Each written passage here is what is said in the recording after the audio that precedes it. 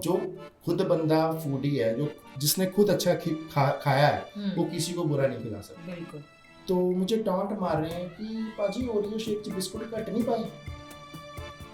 तो ये 3 महीने का ताम झाम देखने के बाद, अब ये डिस्क्रिमिनेशन वाली बात नहीं है, मैंने सोचा मैंने काम ही अमीर बंदे के लिए करना। मैंने मिडिल क्लास के लिए, मैं भी मिडिल क्लास हूँ, मिडिल क्लास का मैं गरीब हूँ, लेकिन मैं अमीर बनना चाहता हूँ। तो अगर आप अमीर बनना चाहते हो तो आपका क्लाइंट भी अमीर ही होना चाहिए। टिम हॉर्टन का कॉफी कनाडा से मंगवाया। अच्छा। टिम हॉर्टन का स्टोर इंडिया में अगस्त 2022 को आया। आप गूगल करना, टिम हॉर्टन का पहला स्टोर गुड़गांव में अगस्त 2022 को खुला। ब्रांडेड खोखा 22 फरवरी 2022 को खुला है। ब्रांडेड खोखा का इंस्टाग्राम पेज खोलोगे अप्रैल 2022 से टिम हॉर्टन का कॉफ़ी बिकना शुरू हो गया था। तो उन दिनों टॉमी चाइनीज और टर्बन सिद्धार्थ हायर नहीं करता था। ओके। बट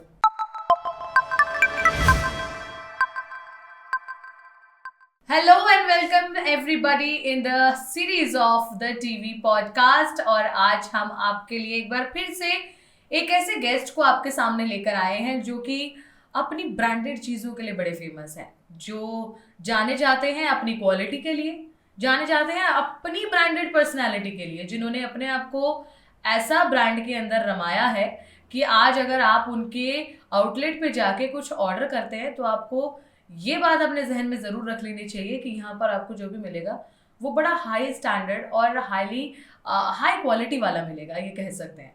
तो द टीवी पॉडकास्ट में कोशिश यही रहती है कि ऐसी पर्सनालिटीज़ को आपके बीच में लेकर आया जाए जिनसे हम कुछ सीख भी पाएँ, जिनके एक्सपीरियंसेस सुन के हम ये देख पाएँ और समझ पाएँ कि कैसे हम अपनी लाइफ में चीज़ों को इम्प्लीमेंट करें और आगे अपनी लाइफ में अगर हम अपने करियर वाइज या फैमिली वाइज आगे बढ़ना चाहते हैं तो हम उन्हें किस तरीके से बेहतर कर सकते हैं।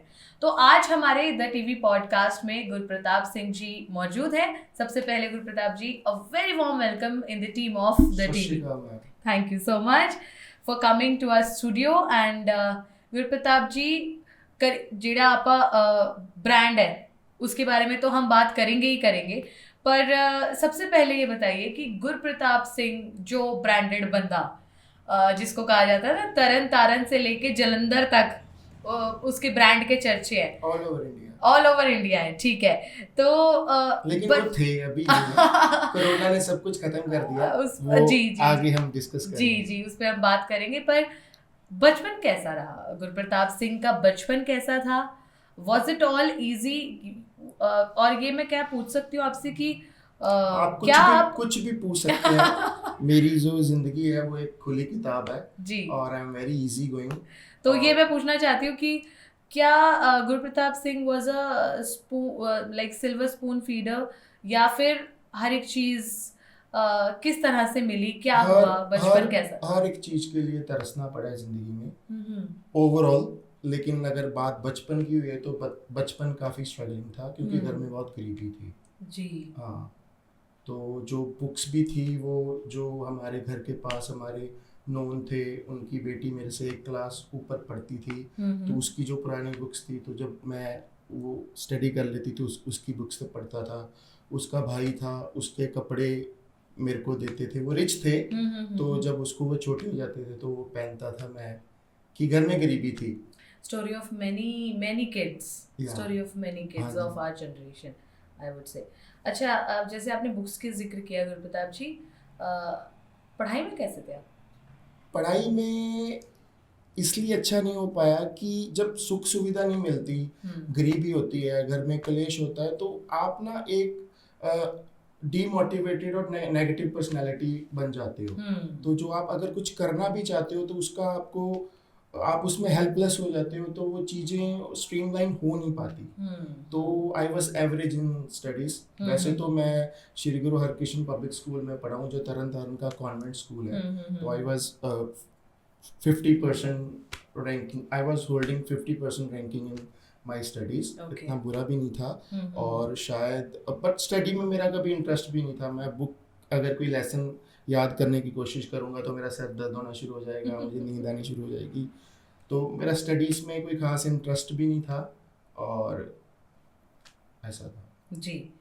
तो गुरप्रताप जी, जब प्रोफेशनल जर्नी शुरू हुई तो क्या क्या किया लाइफ के अंदर, और मैंने सुना है कि you have been situated with many big brands also, तो वो हमारे साथ अगर आप एक क्विकली अपनी जर्नी जरा अगर शेयर कर पाए तो, कि कैसे आपने प्रोफेशनली काम कब करना शुरू किया था? मैंने ग्रेजुएशन के बाद जब 3-4 साल मम्मा की शॉप पे बैठा, तो जो मम्मा की कॉस्मेटिक की शॉप थी वो रेजिडेंशियल एरिया में थी हमारे घर के साथ बाहर। ओके। तो उसमें जो हमारे पास कस्टमर था वो बस जो पर्टिकुलर छोटी आइटम्स का नीडी कस्टमर है वही अपनी ज़रूरत पूरी करने आता था। तो उससे ना तो मेरा फ्यूचर सिक्योर होना था ना घर का सर्वाइवल होना था। पिताजी की गवर्नमेंट जॉब थी जो उनको लेट मिली थी, तो और वो उस जॉब से we are just like hand to mouth, तो इतना खर्चा चलता था कि घर चल रहा है, बच्चे हम 3 बहन भाई थे, पिताजी उनको पढ़ा रहे हैं, लेकिन उससे कोई लग्जरी नहीं है या कुछ प्रीमियरिटी नहीं है और शौक नहीं पूरे हो रहे। और जब मैंने देखा कि अब मैंने ग्रेजुएशन कर लिया है और मम्मा की शॉप पे बैठ रहा हूँ तो फ्यूचर सिक्योर कुछ भी दिख नहीं रहा, तो अमृतसर में एक इंस्टीट्यूट था जिसमें भारती एयरटेल ने लर्निंग सेंटर खोला था। अमृतसर मजीठा रोड पे माई बागो कॉलेज ऑफ इंस्टीट्यूट है, जिसमें एक स्पेस लेके भारती जो एयरटेल के ओनर है उन्होंने एक लर्निंग सेंटर खोला था, जिसमें जो ये लड़के मॉल्स में काम करते हैं तो उसमें जो मिनिमम डेजिग्नेशन होती है सेल्स स्टाफ की, उसमें हम कैसे कस्टमर को इंटरेक्ट करते हैं, कैसे चीज़ें बेचते हैं, कैसे स्टोर्स में सामान सेट करते हैं, उसकी वो फ्री ऑफ कॉस्ट ट्रेनिंग देते थे। अच्छा। तो मेरे को उस ट्रेनिंग के बारे में मेरे रेजिडेंशियल एरिया के किसी लड़के ने बताया था, तो I join that training of 45 days at there. और उसके बाद जब मुझे वो सारा ABC पता चला तो I gave interviews in many brands. 2010 में अमृतसर में अल्फा वन मॉल आया, कैप्सन्स ने बड़ा स्टोर खोला, तो मैंने ये सारी इंटरव्यूज जब दी तो मेरा शॉपर स्टॉप में सिलेक्शन हुआ, जो मेरी फर्स्ट सैलरी 4500 रुपीज़ लगा था। ओके। या तो उसके बाद कैसे गुरप्रताप सिंह ब्रांडेड सिंह कैसे बना? ब्रांडेड सिंह ऐसे बना कि फॉर्चुनेटली स्कूल से लेके कॉलेज तक मेरे जितने भी फ्रेंड्स थे वो हाईली रिच थे और जट थे। ओके। तो जो ये इस टॉपिक स्वैग ही अलग होता है और इस कन्वर्सेशन में मैं जट बोल के दूसरी कास्टों का कोई डिस्क्रिमिनेशन नहीं कर रहा, लेकिन मैं मानता हूँ कि पंजाब में जो जट है उनको वरदान है, वो है उनका, वो है वो, इसमें मुझे नहीं लगता कि कोई दो राय है, बिकॉज एवरीबॉडी नोज कि यार एक जट्टा दा स्वैग ही वखरा है। तो I don't belongs to Jat family, but मैं जट्टों के साथ रहा हूँ, तो फॉर्चुनेटली नर्सरी से लेके कॉलेज तक मेरे जितने भी फ्रेंड्स थे मेरी उनके साथ दोस्ती मेरी नेचर की वजह से थी। अगर फाइनेंशियल बैकग्राउंड देखें तो मैं उनके पैरों के बराबर भी नहीं था। तो जट्टों के साथ दोस्ती होने की वजह से मुझे इतना तो पता था कि जब मेरे पास पैसा आएगा तो मुझे चीज़ें कैरी कैसे करनी। तो शॉपर स्टॉप में जब मैंने जॉब स्टार्ट किया 4500 रुपीज़ में, तो मेरे पास सेलिंग स्किल थे क्योंकि मैं मम्मा की कॉस्मेटिक की शॉप में बैठता था। आप आउटस्पोकन हो। हाँ, तो मुझे ये भी पता था जब लेडीज लिपस्टिक लेके जाती हैं, नेल पॉलिश लेके जाती हैं और 2 दिन बाद शादी देखने के बाद वापस कर जाती हैं, तो अब मुझे यहाँ पे एक्सचेंज पॉलिसी कैसे हैंडल करनी है। तो एक्सचेंज पॉलिसी कैसे हैंडल करनी है, रूड कस्टमर को कैसे हैंडल करना है, अच्छे कस्टमर से कैसे पैसा निकलवाना है, वो स्किल्स मेरे पास थे। तो जो स्किल्स मैं शॉपर स्टॉप के अपने इन हाउस ब्रांड में खड़ा होकर यूज करता था, तो बगल में टॉमी हिलफिगर के काउंटर का जो एरिया मैनेजर था वो मेरे स्किल्स नोटिस करता था, क्योंकि टॉमी हिलफिगर एक महंगा ब्रांड है।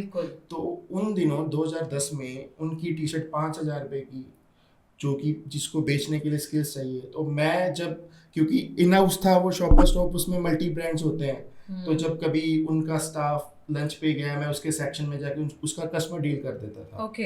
तो उसका एरिया मैनेजर सब कुछ नोटिस करता था। तो he gave me opportunity to join Tommy Hilfiger. तो उन दिनों टॉमी चाइनीज और टर्बन सरदार्स हायर नहीं करता था, but that guy was watching my skills, my selling skills. और 2010 में टॉमी पंजाब में आया था, उससे पहले चंडीगढ़ में ही मिलता था। जो अमृतसर के और तरन के रिच पीपल थे जिनको टॉमी पहनना होता था, उन्हें चंडीगढ़ 17 सेक्टर जाना पड़ता था। तो उन दिनों Tommy was struggling in sale in Punjab in Alpha One mall. तो उस बंदे ने मेरे सेलिंग स्किल देख के मुझे टॉमी में आने की अपॉर्चुनिटी दी। ये कब की बात है? 2010 जब अल्फा वन मॉल खुला, जब मुझे शॉपर स्टॉप में जॉब करते हुए 2 ही महीने हुए थे। ठीक है। तो मैं भी जब टॉमी हिलफिगर शॉपर स्टॉप में भी था और एक्सक्लूसिव स्टोर भी था ग्राउंड फ्लोर में। ओके। तो जब हम लंच करने जाते थे, हमारा ब्रेक होता था, तो जब हम टॉमी हिलफिगर को देखते थे, उसके स्टाफ के स्टैंडर्ड्स, उसकी ग्रूमिंग, उसका सब कुछ, तो मेरे लिए भी एक वो ड्रीम ब्रांड था। लेकिन मुझे पता था कि मैं इसमें कभी काम नहीं कर पाऊंगा, क्योंकि उसमें जो कैंपस प्लेसमेंट होती है, और वो MBA स्टाफ ही हायर करता है सेल्स के लिए, उसका सेल्स वाला स्टाफ भी MBA होता है। बिल्कुल। तो मुझे पता था कि मैं इसमें कभी काम कर नहीं पाऊंगा। लेकिन मेरे मम्मा ने मुझे शुरू से बात सिखाई है कि जो ये रोटी है ना, रोटी ये इंसान ने कुत्ते को दी थी। तो कुत्ते ने भगवान को कहा कि तू रोटी इंसान को दे दे, मैं उसके दर पे जाके ये रोटी उससे मांग के अपना गुजारा कर लिया करूँगा। तो उन दिनों जब मैं लंच करने मॉल के बाहर जाता था, जहाँ पे कैफेटेरिया बना हुआ था, तो मेरी मम्मी अगर मेरे को 2 रोटी की भूख है 4 देती थी, 5 देती थी। तो जब मैं खाना खाता होता था ना, तो 2 रोटी मैं कुत्ते को डाल देता होता था। तो मैंने नोटिस किया कि बिना किसी स्वार्थ के, जब मुझे वो अपॉर्चुनिटी मिल गया टॉमी में, तो मैंने नोटिस किया कि 40-45 दिन जब मैंने कॉन्टिन्यूसली कुत्ते को रोटी डाला, तो 45 दिन बाद मेरी टॉमी हिलफिगर में एंट्री हो गई। ये बात वैसे मुझे ऐसा लगता है गुरप्रताप जी की 100% सच है। हाँ। कि जब आप किसी इस नीडी कुत्ते वाले को, एग्जांपल को बाद में मैं ब्रांडेड खोखे पे भी रिपीट करूंगा। जी, जब आप किसी नीडी को उसकी जरूरत के समय पर बिना कुछ किसी दे स्वार्थ देते हैं, के। बिना स्वार्थ के, हाँ। या आप ये ना सोचिए कि अब आपका पॉडकास्ट कोई सुन रहा है और कह दे कि अच्छा गुरप्रताप जी ने बोला हम भी कुत्ते को रोटी खिलाना शुरू करेंगे, हमारा भी काम है। हाँ। पर स्वार्थ नहीं होना चाहिए। हाँ। बस मोटो ये होना चाहिए कि यार किसी नीडी की हेल्प करनी है। ये मैंने बहुत, आप जैसे एग्जांपल्स बहुत देखे हैं गुरप्रताप जी, जहाँ पर लिटरली लोगों ने बड़ी ही निष्काम भाव से एनिमल फीडिंग शुरू करी, चाहे वो डॉग्स हैं, काउज हैं, आवारा कई हॉर्सेस को छोड़ देते हैं लोग, पर literally God has taken them there. या मैंने ये चीज़ लिटरली नोटिस करी है अपने करियर के अंदर, जितना मैं जानती हूँ लोगों को। जी आप प्लीज कंटिन्यू करिए। फिर वो बस 40 दिन के बाद क्या हुआ? 2 महीने काम करके, 40-45 दिन, 1.5 महीना काम करने के बाद मुझे टॉमी हिलफिगर से ऑफर आया कि आप ज्वाइन करोगे। तो मेरे तो मन में लड्डू फूटा। बट टॉमी हिलफिगर में वहाँ पहला स्टोर शिमला में खुलना था, माल रोड पे। अच्छा। इसलिए उनको बंदा चाहिए था। ओह। तो मैंने हाँ कर दिया। तो बस इंटरव्यू हुआ उनके अमृतसर वाले स्टोर में, उन्होंने मुझे 13,000 रुपये में रख लिया। ओके। तो वो उस टाइम का जो 13,000 था, 4500 रुपये जो शॉपर स्टॉप की सैलरी थी, उसमें जो गुरप्रताप ने जन्म से लेके 4500 की सैलरी के कॉम्प्रोमाइजेस किए थे, वो कुछ भी नहीं थे। जो 13,000 रुपये वाला सिस्टम स्टार्ट हुआ, और उसमें साल में 3 बार आपको फ्री ऑफ कॉस्ट 45,000 MRP की यूनिफॉर्म मिलती है, आप टॉमी के कपड़े पहनोगे, पार्टीज मिलती हैं, एयरप्लेन जर्नीज मिलती हैं, द होल कॉर्पोरेट लाइफ। तो वहाँ से स्टार्ट हुआ टॉमी हिलफिगर से। अच्छा, शिमला कैसा था? शिमला अच्छा था, बट शिमला इसलिए अच्छा नहीं था क्योंकि मैं वहाँ पे काम करने गया था, मैं घूमने नहीं गया था। जब आप घूमने जाते हो तो लाइफ कुछ और होती है, जब उसी जगह पे आप काम करते हो तो लाइफ कुछ और होती है। क्योंकि 13,000 रुपये में आपको 4,000 रुपये रेंट भी देना है, तो जगह भी आप वो ढूंढोगे जहाँ पे आपका सर्वाइवल सस्ता हो जाए। वो ऑब्वियसली थोड़े दूर एरिया में होगा। फिर आपकी शिफ्ट, आप लड़के हो 1 से 10 है, रात को वहाँ पे कन्वीनियंस प्रॉब्लम, आपको पैदल 1.5-2 किलोमीटर चल के जाना पड़ता है। तो मतलब जिंदगी में स्ट्रगल नेवर एंडिंग ही रहा है। तो फिर थोड़ी थोड़ी लाइफ आपकी चेंज कब होनी शुरू हुई? कब आपने अपने आप को मतलब इंजॉय करना शुरू किया कि वो जो बोलते हैं आपकी गुरप्रताप सिंह इज लाइक ब्रांडोहॉलिक, तो वो कैसे आप बने और कैसे लाइफ में चेंज वो बना मैं जब टॉमी हिलफिगर में 1.5-2 साल काम करने के बाद मुझे दिल्ली में साकेत मॉल है, इंडिया का नंबर 1 मॉल है वो, सिंस 2007। 2007 से लेके जब से वो खुला है, सेलेक्ट सिटी वॉक इंडिया का नंबर 1 मॉल है इन बिजनेस। बिल्कुल। तो वहाँ पे जब मैं कोलंबिया स्पोर्ट्सवेयर ब्रांड है जो शिवाय मूवी में अजय देवगन ने पहना था, ओके। तो जब कोलंबिया स्पोर्ट्सवेयर में मैं गया, असिस्टेंट मैनेजर प्रमोट होके 28,000 मेरी सैलरी थी, और मैं अपने एक्स बॉस के साथ दिल्ली में घर में रह लेता था। मेरा सर्वाइविंग कॉस्ट बहुत कम था, सैलरी 28,000 थी।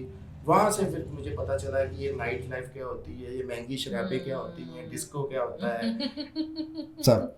फिर दिल्ली के रंग देखे फिर आपने। दिल्ली के रंग देखी, दुनिया देखी, पता चला कि अच्छा, वैसे मुझे मैं अपने व्यूअर्स से भी पूछना चाहूंगी कि अगर आप किसी और सिटी से बिलोंग करते हैं और आप अगर ये पॉडकास्ट अभी देख रहे हैं और अगर आपने दिल्ली में अपना काम करना शुरू किया है या अपना प्रोफेशनली अपना करियर शुरू किया है, तो आप मुझे कमेंट्स में ये ज़रूर बताइएगा।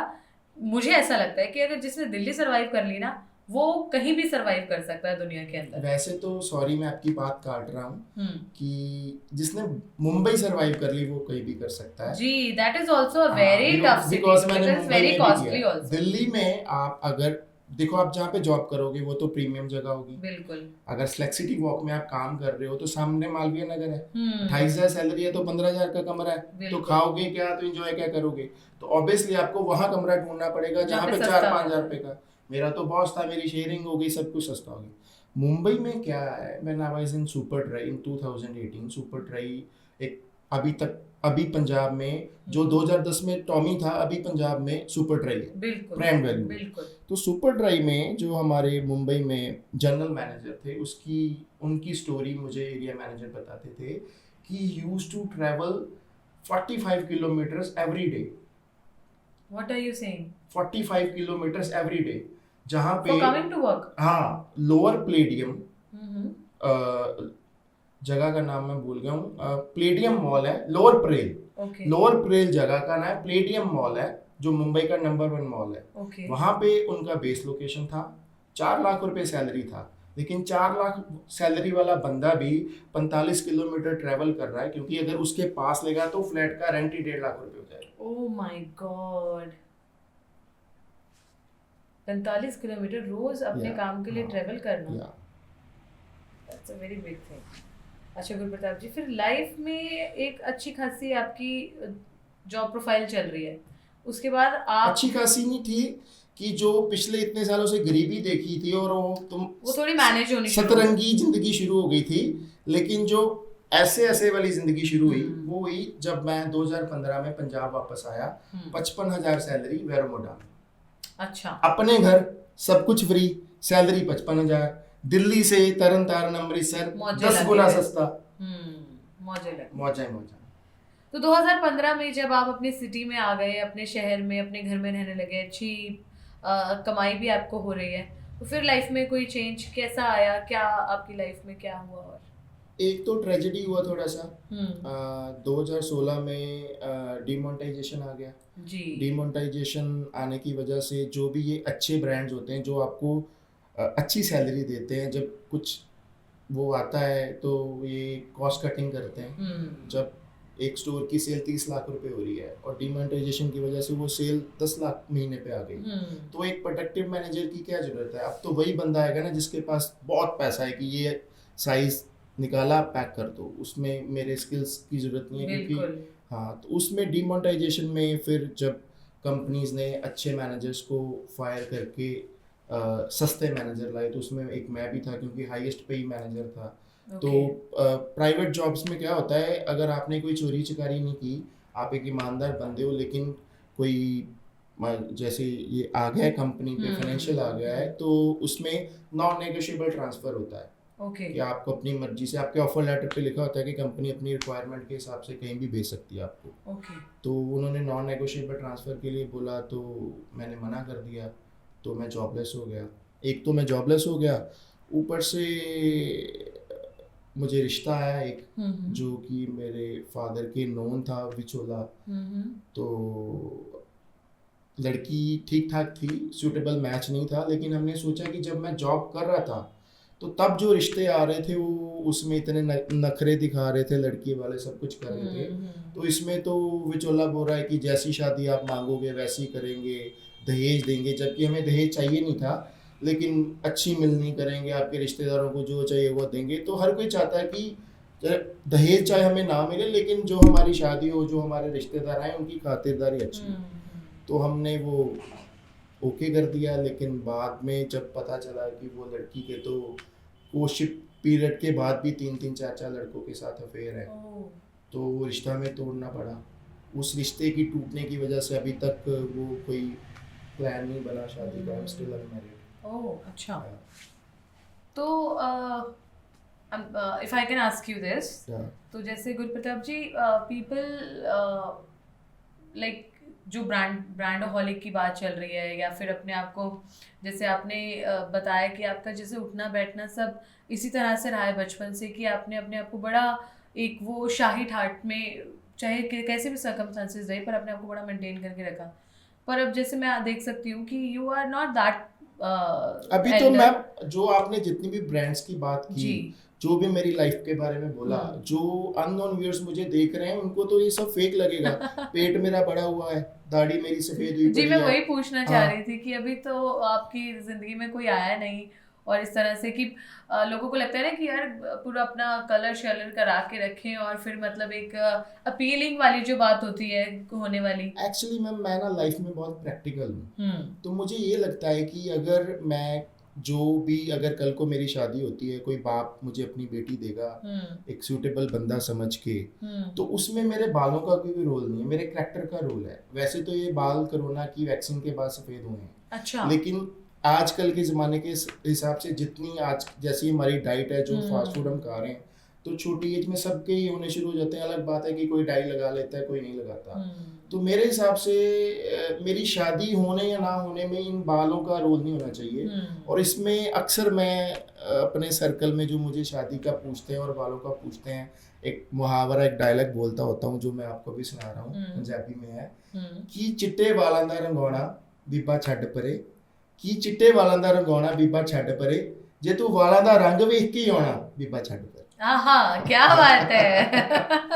अब जट्टा वाला वो आ रहे हैं, पंजाबियां मतलब वाला। पता लग रहा है कि हाँ वो सुनने को और अच्छा लगा सुन के। ऐसे तो I am very enthusiastic and जी ऑप्टिमिस्टिक पर्सनालिटी, जी बट अब we are sitting into a podcast and you are putting me a question, और जो क्वेश्चन है ही ऐसे कि जिनका अगर आप बचपन के बारे में मुझे पूछोगे तो उसका जवाब ही अगर सैड है या स्ट्रगलिंग है, तो मैं उसको हंस के और झूठ कैसे बोल दूं। तो बिल्कुल। लाइफ तो मैं अपने तरीके से बड़ी हैपनिंग जीता हूँ, चाहे मेरे पास कुछ है चाहे नहीं है। ब्रांडेड खोखा जब शुरू किया, हाँ जी, तो क्या सोच थी आपकी उसके पीछे? क्योंकि एक जॉब प्रोफाइल कुछ से था ही नहीं। कुछ भी नहीं था।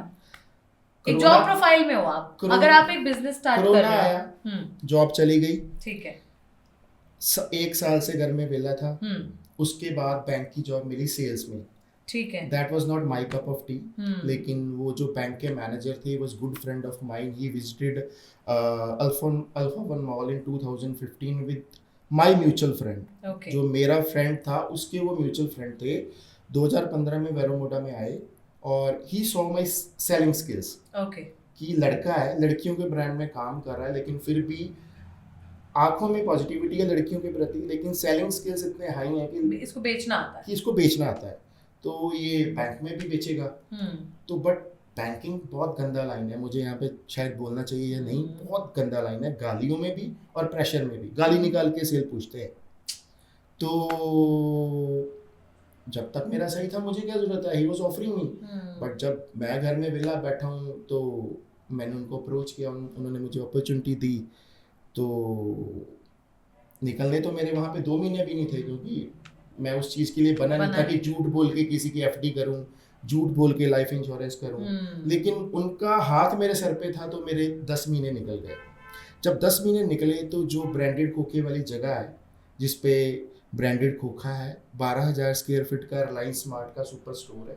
ओके। और पीछे तरन तारन का नंबर 1 मॉल है नियो फिटनेस जिम, जो कि मेरे कॉलेज फ्रेंड का था, जो मेरा 15 साल 18 साल पुराना दोस्त है। जब बैंक के एक दिन सेल प्रेशर से मैं उसका अकाउंट ओपन करने गया, तो मैंने बोला बहुत प्रेशर है, अपना अकाउंट ओपन करवा ले। तो उसने बोला अकाउंट चाहे तो मेरे 2 ओपन कर दे, क्योंकि अच्छे घर से रिलायंस भी उसने रेंट पे दिया है।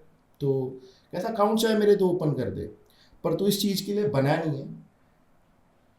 तू खुद ही बोलता था जब तूने ज्वाइन किया था कि तू इस लाइन में शायद 2 महीने भी ना निकाल पाए, लेकिन तूने 11 महीने निकाले।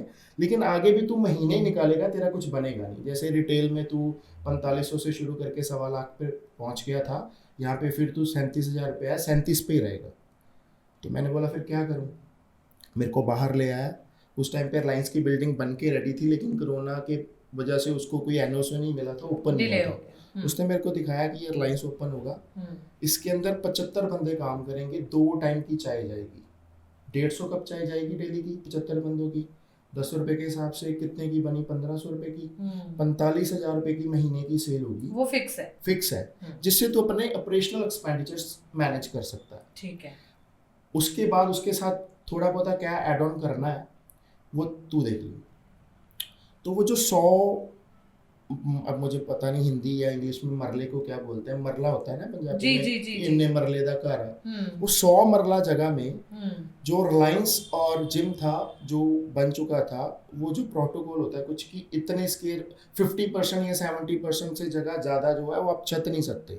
अच्छा। तो वो हो चुका हुआ था। जो मुझे उसने अपॉर्चुनिटी देनी थी वो हमने टेम्परेरी टीनों का खोखा टाइप बनाना था। अच्छा। तो जो उसने अपॉर्चुनिटी मुझे दी 100 स्क्वायर फीट जगह की टीनों का खोखा बनाने की, तो हमने सोचा कि इसका नाम भी खोखा ही रख देते हैं। लेकिन खोखे के आगे क्या रखेंगे वो हमारे स्टडी चल रही थी उस पर। तो एक दिन जो मेरे कज़न एडवोकेट हैं उनके साथ और 4-5 एडवोकेट थे, उनके साथ मैं बैठा हुआ था। तो we are having cup of tea at Prista. तो आई वाज जस्ट लाइक कि मैं चाहता खोखा खोलने लगा। तो वो सब मुझे टॉन्टिंग कर रहे हैं कि जा बकवास ना कर, तू गोली बटली फीम दी ते साडे ते खेडदा पिया। मैं अपने व्यूअर्स को बता दूं, इनके कहने का मतलब ये है कि आपने एक अफीम की गोली खा ली है और हमारे साथ आप मजाक कर रहे हैं। हाँ। तो जो दोस्त यार होते हैं आपस में इस तरह का मजाक करते हैं कि तू यार जा, तूने क्या कि करना तू है ज्यादा खोखा खोलना, हाँ, सारी दुनिया घूम के सारे ब्रांड से काम हाँ, करके हाँ। जिंदगी के नजारे लेके तू ज्यादा खोखा खोलना है। तो जिसने मुझे बोला एडवोकेट अमरवीर संधू है, मेरे कज़न का बहुत फास्ट फ्रेंड है। तो मैंने बोला पाजी मैं सच्ची खोखा खोलने लगा। मैंने उसको अपने फ़ोन में सारी डिटेल्स दिखाई which I was planning to do. तो कहता है जे तू सच्ची खोलने लगा ना तो सारी जिंदगी तू ब्रांड्स च काम कीता, लाइफ तेरी ब्रांडेड आ, हर एक चीज़ तेरी ब्रेंडेड आ, तू खोखे का ना भी ब्रांडेड ही रख दे। तो वहां से बना ब्रांडेड खोखा। क्या बात है गुरप्रताप जी, वेरी नाइस। तो इसमें मैं अपने व्यूअर्स को बता रहा हूँ कि मेरी कोई क्रिएटिविटी नहीं है, अमरवीर संधू की है। क्या बात है, बहुत सुंदर। अच्छा, एक आपकी ये रेस्टोरेंट जर्नी में जो आपने खोखा खोला उसके बाद तो आपकी लाइफ में बहुत चेंज आया, पर कैसे फिर आगे उसको आपने बढ़ाया? और फिर हमने चाप वाली बात भी सुननी है कि चाप का तो बहुत बड़ा सीन है आपकी लाइफ में। चाप ने तो लाइफ ही चेंज कर दी, लेकिन तो वहां से आप शुरू कीजिए कि चाय नहीं, के साथ चाप से नहीं करेंगे, नहीं आप वहां ब्रांडेड से खोखा की जर्नी शुरू करते हैं। जी वहीं से बताइए। क्योंकि इसमें ना बहुत सारी डिस्क्रिमिनेशंस हैं। शायद इस पॉडकास्ट के थ्रू तरन तारण के लोगों को क्लियर हो जाए कि बहुत सारी मेरे बारे में है कि I am very rude with the customers, I am very negative, I am very egoistic. अच्छा। तो ब्रांडेड खोखा शुरू किया। सामने सारे रेस्टोरेंट हैं, 6-6 साल पुराने चल रहे हैं। तो मैं फूडी था, बिग टाइम फूडी था। मेरी सारी ज़िंदगी की सैलरी कमाई रेस्टोरेंट के टेबल्स पे गई है या कपड़ों पे गई है, ट्रैवलिंग पे गई है। तो I was big time foodie, मतलब उस लेवल का फूडी कि मेरे टेस्ट बट इतने डेवलप हैं कि अगर किसी चीज़ को खाया है तो अगर वो 98% ठीक है तो 2% जो नहीं ठीक 2% बता दूंगा कि इसमें ये कमी है। तो अब जो खुद बंदा फूडी है, जो जिसने खुद अच्छा खाया है, वो किसी को बुरा नहीं खिला सकता। बिल्कुल। ब्रांडेड खोखा खोला तो ऑब्वियस सी बात है कि जो सामने रेस्टोरेंट में प्राइसेस हैं ब्रांडेड खोखा को उससे 20-30% कम ही रखने पड़ेंगे। पर रखे जाने नहीं थे, क्योंकि जो क्वालिटी वो बेच रहे थे मैंने उससे डबल बेचनी थी। तो जब क्वालिटी बेचोगे तो कॉस्ट आएगी। वो पंजाबी में मुहावरा है कि जे शौक पूरे करने या फिर लौटा सुखने ही है। तो पर फिर भी मैंने प्राइस कम रखे, बर्गर शुरू किया, sandwich, pizza, wrap, coffee, shake, mocktail. तो मैं क्या देख रहा हूँ कि जो तरन तारण के लड़के हैं जो अपने आप को बहुत फन्ने का समझते हैं, जो मेरे पास आ रहे हैं बर्गर खा रहे हैं, तो 70 रुपये का चिकन बर्गर लेके मेरे को टांट मार रहे हैं कि पाजी ये चिकन का पीस थोड़ा छोटा नहीं है। अच्छा। फिर ओरियो शेक ले रहे हैं, मैं 500 ml का हाफ लीटर का ओरियो शेक 100 रुपये का बेच रहा हूँ। अच्छा। सामने मार्केट में 330 ml का ओरियो शेक 160 रुपये का बिक रहा है। तो मुझे टॉन्ट मार रहे हैं कि पाजी ओरियो शेक च बिस्कुट घट नहीं पाए। तो ये 3 महीने का ताम झाम देखने के बाद, अभी ये डिस्क्रिमिनेशन वाली बात नहीं है, मैंने सोचा मैंने काम ही अमीर बंदे के लिए करना। मैंने मिडिल क्लास के लिए, मैं भी मिडिल क्लास हूँ, मिडिल क्लास का मैं गरीब हूँ, लेकिन मैं अमीर बनना चाहता हूँ। तो अगर आप अमीर बनना चाहते हो तो आपका क्लाइंट भी अमीर ही होना चाहिए। तो मैंने सोचा अब काम ही अमीर बंदे के लिए करना। मैंने क्या किया, ब्रांडेड खोखा के स्टिकर छपाए, नीचे टैगलाइन दे दी, रिच मैन्स चॉइस। अच्छा, यूएसपी आपकी वो बन गई। हाँ, ब्रांडेड खोखा द रिच मैन्स चॉइस। नीचे एक स्पेस क्रिएट कर दी मार्कर के साथ नाम लिखने की, जैसे स्टारबक्स करता है जी। तो पहले 3 महीने में जितने भी मेरे पास 30% रिच कस्टमर्स आते थे शहर के, उनका नाम लिख के उनके ग्लास पे उनको दे रहा हूँ, स्टोरियाँ डल रही। तो हर एक अमीर जो बंदा है उसकी एक ईगो होती है, तो वो जो टैगलाइन थी द रिच मैन्स चॉइस, उसने अमीरों की ईगो को सेटिस्फाई किया। स्टोरियाँ डली, लोगों को पता चला, तो अमीर बंदे आने शुरू हुए। मैंने टिम हॉर्टन का कॉफ़ी कनाडा से मंगवाया। अच्छा, टिम हॉर्टन का स्टोर इंडिया में अगस्त 2023 को आया, अगस्त 2022 को आया।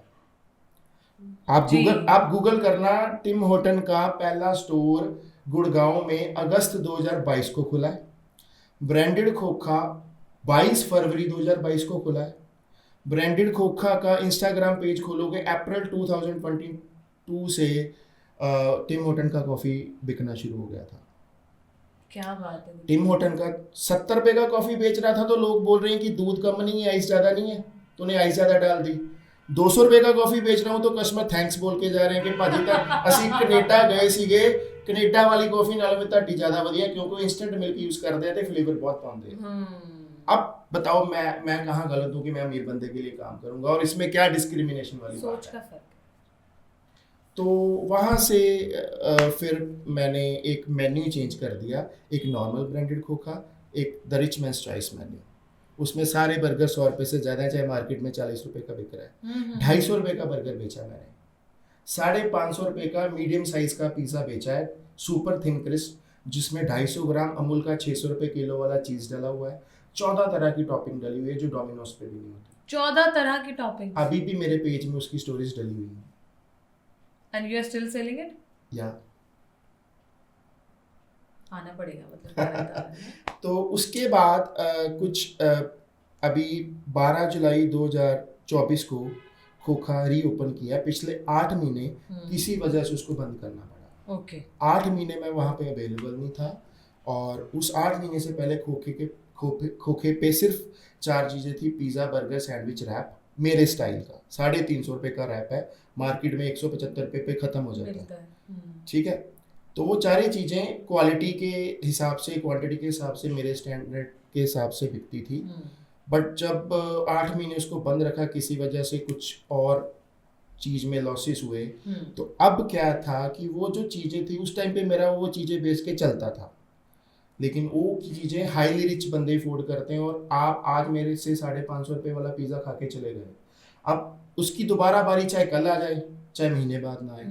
तो वो जो 30% क्लाइंट थे तरन तारण के जो उसको अफोर्ड करते थे, उसमें बारी की वेट थी। लेकिन अभी 8 महीने बाद जब दोबारा खोला है तो अब मुझे कस्टमर्स की ज़रूरत थी, तो टोटल मेन्यू चेंज किया। 60 रुपये से मोमो स्टार्ट हो रहे हैं, मॉकटेल शेक्स, क्रशर की थोड़ी सी क्वांटिटी कम की, थोड़ा सा प्राइस कम किया, उसको मिडिल क्लास की रेंज में लाए। तो 1-1.5 महीना खोखा लाइन पे आ गया। ठीक है, बट लॉसेस हुए थे पिछले कुछ 8 महीने में किसी की वजह से, तो वो जितनी सेल खोखे पे हो रही थी वो बराबर ही हो रहा था। इतना शुक्र है कि पल्ले से नहीं जा रहा था। No profit no loss. तो एक दिन क्या हुआ, I was sitting with my vendor who was sending me some frozen items like fries, nuggets etcetera. ठीक है। तो ही वाज सेइंग कि पाजी खोखे थे ना, चाप शुरू कर दो। अच्छा, तो आगे हाँ, अब चाप वाली बात शुरू हुई। चाप ये मुझे सुननी है। हाँ, चाप शुरू कर दो। ਤੇ ਮੈਂ ਕਿਹਾ ਭਾਜੀ ਗੱਲ ਇਦਾਂ ਕਿ